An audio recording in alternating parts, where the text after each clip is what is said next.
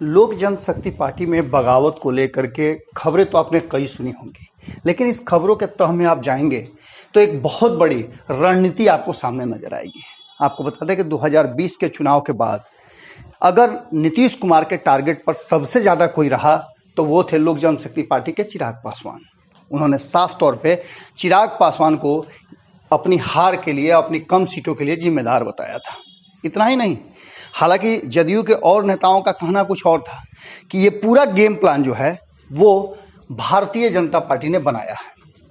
अब भारतीय जनता पार्टी ने किस तरह से गेम बनाया था ये तो आप बेहतर जानते हैं। लोक जनशक्ति पार्टी लगातार ये बात कहती रही कि वो एनडीए का हिस्सा है। आज परिस्थितियां बदल गई हैं। परिस्थितियां बदलने के बाद जीतन राम मांझी भी सामने आए हैं।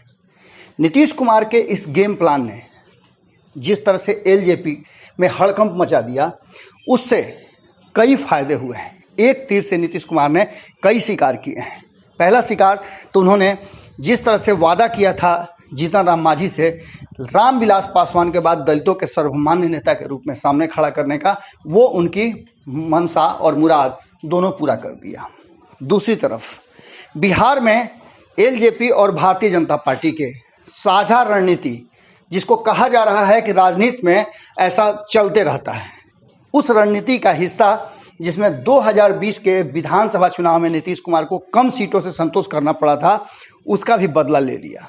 अब बिहार से केंद्र में सबसे ज़्यादा सीटों वाली पार्टी जदयू हो गई है, यानी गठबंधन की अगर बात करें तो।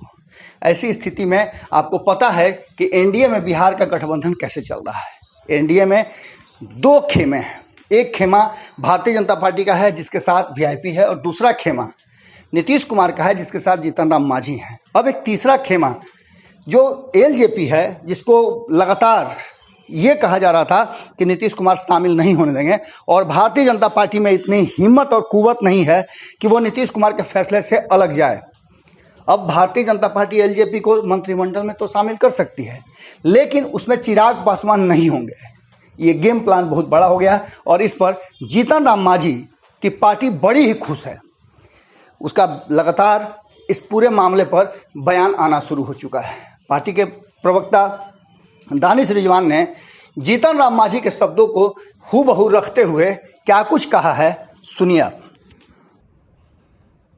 जो लोग माननीय मुख्यमंत्री नीतीश कुमार जी को अनाप शनाप और अनर्गल बातें कहते हैं, उनके लिए आज बड़ी सीख मिली है। लोक जनशक्ति पार्टी के टूट ने यह बता दिया है कि नीतीश कुमार जी के खिलाफ साजिश रचने वाले लोग कभी कामयाब नहीं हो सकते। उनका खुद का घर नहीं संभल सकता तो वो दूसरों की तरफ कभी भी पत्थर ना फेंकें। आज का दिन निसंदेह बिहार की राजनीति के लिए ऐतिहासिक दिन है। चिराग पासवान जी की पार्टी की टूट ने एक बात को साबित कर दिया कि उनकी तानाशाही से सारे लोग परेशान थे। हमारी पूरी शुभकामनाएं हैं पशुपति पारस जी को, और हमें उम्मीद है कि वो केंद्र में मंत्री बनेंगे और निसंदेह बिहार के विकास के बारे में सोचेंगे। एक बार पुनः पशुपति पारस जी को बहुत बहुत बधाई और शुभकामनाएं कि आप पर बिहार की जनता वैसे ही भरोसा कर रही है, लोक जनशक्ति पार्टी के कार्यकर्ता वैसे ही भरोसा कर रहे हैं जैसे रामविलास पासवान जी पर किया करते थे। आज एक बात साबित हो गई कि चिराग ने अपने ही बंगले में आग लगा दिया। अगर ये वीडियो पसंद आई और वह बिहार के राजनीति और बिहारियत से सरोकार रखेनी तो सब्सक्राइब बटन दबा के चैनल के सब्सक्राइब कर ली। ओजे एगो घंटी बा, ओकरा बटन दबा देला से कुल सटीक और मारक खबर रुआ मुफ्त में मिल जाई। अगर रुआ पत्रकारिता के हमनी के नया प्रयोग में सहयोग कर चाहतानी तो ज्वाइन बटन दबा दी।